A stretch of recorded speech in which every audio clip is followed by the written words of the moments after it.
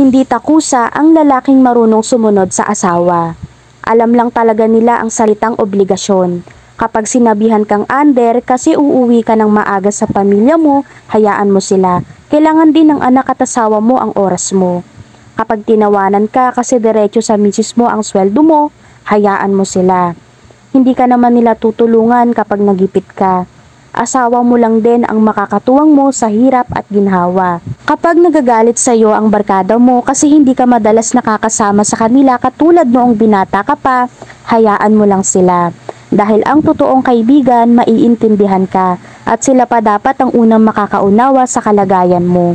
Hindi nakakabawas sa pagkalalaki ang marunong sumunod sa obligasyon.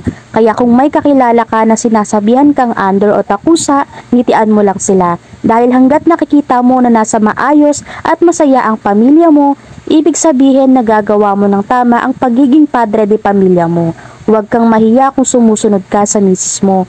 Maging proud ka pa dahil konti lang ang lalaking kagaya mo.